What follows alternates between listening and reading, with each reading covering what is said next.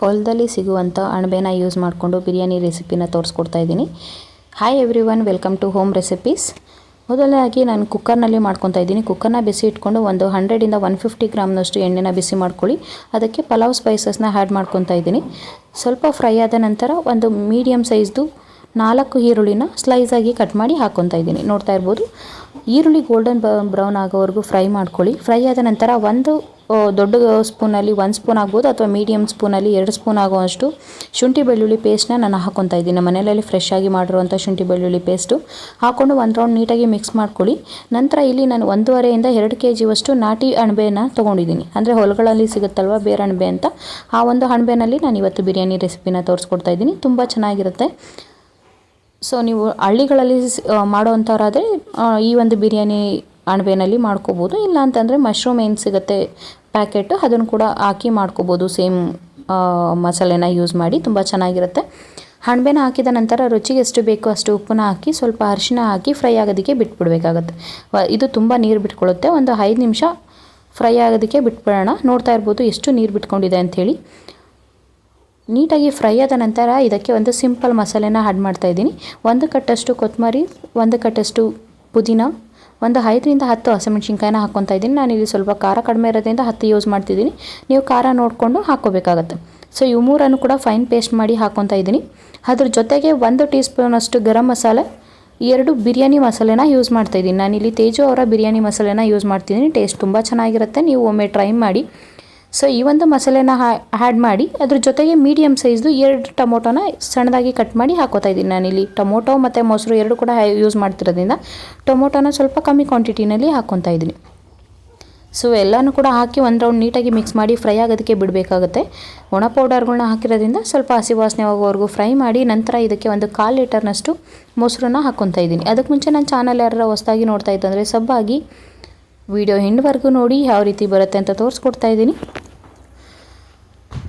ಮೊಸರು ಹಾಕಿ ನೀಟಾಗಿ ಫ್ರೈ ಮಾಡಿ ಎಣ್ಣೆ ಬಿಡೋವರೆಗೂ ಫ್ರೈ ಮಾಡ್ಕೋಬೇಕಾಗತ್ತೆ. ನೋಡ್ತಾ ಇರ್ಬೋದು.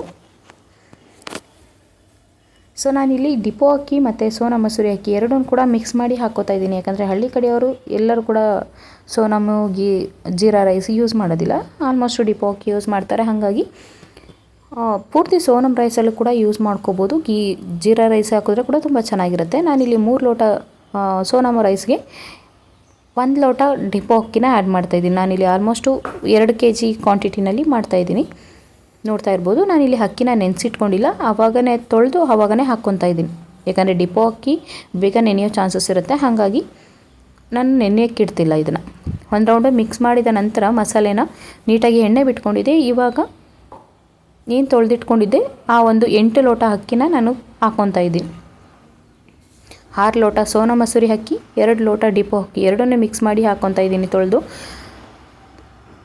ಈ ರೀತಿ ಮಾಡೋದ್ರಿಂದ ಬಿರಿಯಾನಿ ತುಂಬ ಟೇಸ್ಟಿಯಾಗಿ ಬರುತ್ತೆ, ಹಾಗೆ ಉದ್ದುದ್ರಾಗಿ ಕೂಡ ಇರುತ್ತೆ.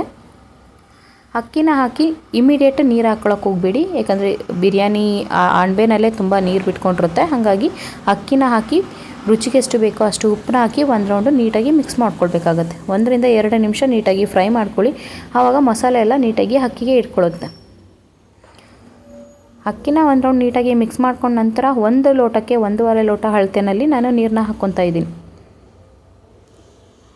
ಸೊ ಈ ಒಂದು ಅಳತೆನಲ್ಲಿ ಪರ್ಫೆಕ್ಟಾಗಿ ಬರುತ್ತೆ. ನೀರನ್ನ ಹಾಕ್ಕೊಂಡ ನಂತರ ನೀಟಾಗಿ ಮಿಕ್ಸ್ ಮಾಡ್ಕೊಳ್ಬೇಕಾಗತ್ತೆ. ನೀವು ಇಲ್ಲಿ ಉಪ್ಪು ಖಾರ ಕೂಡ ನೋಡ್ಕೋಬೋದು. ಇಲ್ಲಿ ನಿಂಬೆ ರಸ ಸ್ಕಿಪ್ ಆಗಿದೆ, ನಿಂಬೆ ರಸ ಕೂಡ ಹಾಕ್ಕೊಳ್ಳಿ. ಬಿರಿಯಾನಿಗೆ ನಿಂಬೆ ರಸ ಇದ್ರೇ ಟೇಸ್ಟ್ ಚೆನ್ನಾಗಿರೋದು. ನಿಂಬೆ ರಸ ಹಾಕ್ಕೊಂಡು ಕುದಿಯೋದಕ್ಕೆ ಬಿಡೋಣ. ಕುಕ್ಕರ್ನಲ್ಲಿ ಬಿರಿಯಾನಿ ರೆಸಿಪಿ ಮಾಡ್ತೀನಿ ಅಂತಂದರೆ ಆಲ್ಮೋಸ್ಟ್ ಒಂದು 75% ಅಕ್ಕಿನ ಬೇಯಿಸ್ಕೊಳ್ಬೇಕಾಗತ್ತೆ. ಲಿಡ್ ಕ್ಲೋಸ್ ಮಾಡೋಕ್ಕೆ ಮುಂಚೆನೇ ಬೇಯಿಸ್ಕೊಳ್ಬೇಕಾಗತ್ತೆ. ಯಾಕಂದರೆ ಕುಕ್ಕರು ಜಾಸ್ತಿ ಕ್ವಾಂಟಿಟಿನಲ್ಲಿ ಮಾಡೋದ್ರಿಂದ ನಾವು ಕುದಿ ಬಂದ ನಂತರನೇ ಲಿಡ್ ಕ್ಲೋಸ್ ಮಾಡಿ ಕೂಗಿಸ್ಬಿಟ್ರೆ ತಳ ಹತ್ತೋ ಚಾನ್ಸಸ್ ಇರುತ್ತೆ. ಹಾಗಾಗಿ 75% ಅಷ್ಟು ಮುಚ್ಚಳ ಮುಚ್ಚಿ ಬೇಯಿಸ್ಕೊಳ್ಳಿ. ಒಂದು 3/4% ಬೆಂದ ಮೇಲೆ ಲಿಡ್ನ ಕ್ಲೋಸ್ ಮಾಡಿ ಜಸ್ಟ್ 1 ವಿಷಲ್ ತೊಗೊಳ್ಳಿ. ಉದುರಾಗೂ ಕೂಡ ಬರುತ್ತೆ, ಅನ್ನ ಸಾಫ್ಟಾಗಿ ಆಗುತ್ತೆ ಆ್ಯಂಡ್ ತಳ ಹಿಡಿಯೋದಿಲ್ಲ. ಸೊ ನೀವು ಪಾತ್ರೆಯಲ್ಲಿ ಮಾಡೋದಿದ್ರೆ ನಾರ್ಮಲಾಗಿ ಮಾಡ್ಬೋದು. ಬಟ್ ಕುಕ್ಕರ್ನಲ್ಲಿ ಯೂಸ್ ಮಾಡೋದಾದರೆ ನೀವು ಕುಕ್ಕರ್ನಲ್ಲಿ 75% ಬೇಯಿಸ್ಕೊಂಡು ನಂತರ ಲಿಡ್ನ ಕ್ಲೋಸ್ ಮಾಡಿ. ತುಂಬ ಚೆನ್ನಾಗಿ ಬಿರಿಯಾನಿ ರೆಸಿಪಿ ಬರುತ್ತೆ. ಸೊ ಈ ಒಂದು ರೆಸಿಪಿನ ನಿಮ್ಮ ಮನೇಲಿ ಟ್ರೈ ಮಾಡಿ ಹೇಗೆ ಬಂತು ನನಗೆ ಕಮೆಂಟ್ ಸೆಕ್ಷನಲ್ಲಿ ತಿಳಿಸಿ. ವಿಡಿಯೋ ಇಷ್ಟ ಆಯ್ತಂದರೆ ಲೈಕ್ ಮಾಡಿ, ಶೇರ್ ಮಾಡಿ, ಫ್ರೆಂಡ್ಸು ಫ್ಯಾಮಿಲಿ ಜೊತೆ ನಮ್ಮ ಚಾನಲ್ನ ಸಪೋರ್ಟ್ ಮಾಡಿ. ನೋಡ್ತಾ ಇರ್ಬೋದು ಆಲ್ಮೋಸ್ಟ್ ಒಂದು 75% ನಾನು ಕುದಿಸ್ಕೊತಾ ಇದ್ದೀನಿ ಅಕ್ಕಿನ. ಈ ಟೈಮಲ್ಲಿ ನೀವು ರುಚಿ ನೋಡಿಕೊಂಡು ಫೈನಲ್ ಆಗಿ ಕೊತ್ತಂಬರಿ ಸೊಪ್ಪು ಮತ್ತು 1 ಸ್ಪೂನ್ ತುಪ್ಪ ಕೂಡ ಆ್ಯಡ್ ಮಾಡ್ತಾಯಿದ್ದೀನಿ. ಸೊ ತುಪ್ಪ ಇಷ್ಟಪಡೋರು ಹಾಕ್ಕೋಬೋದು ಅಥವಾ ಸ್ಕಿಪ್ ಕೂಡ ಮಾಡ್ಬೋದು. ಬಟ್ ಬಿರಿಯಾನಿ ಅಂತ ಬಂದರೆ ತುಪ್ಪ ಇದ್ರೇ ಫ್ಲೇವರ್ ಚೆಂದ. ತುಪ್ಪನ ಹಾಕ್ಕೊಂಡು ಒಂದು ರೌಂಡ್ ನೀಟಾಗಿ ಮಿಕ್ಸ್ ಮಾಡಿ ಲಿಡ್ನ ಕ್ಲೋಸ್ ಮಾಡಿ ಜಸ್ಟ್ 1 ವಿಷಲ್ ಮಾತ್ರ ನಾನು ತೊಗೊತಾ ಇದ್ದೀನಿ. ನೋಡ್ತಾ ಇರ್ಬೋದು ಅಕ್ಕಿ ಆಲ್ಮೋಸ್ಟ್ ಕುಕ್ ಆಗಿದೆ.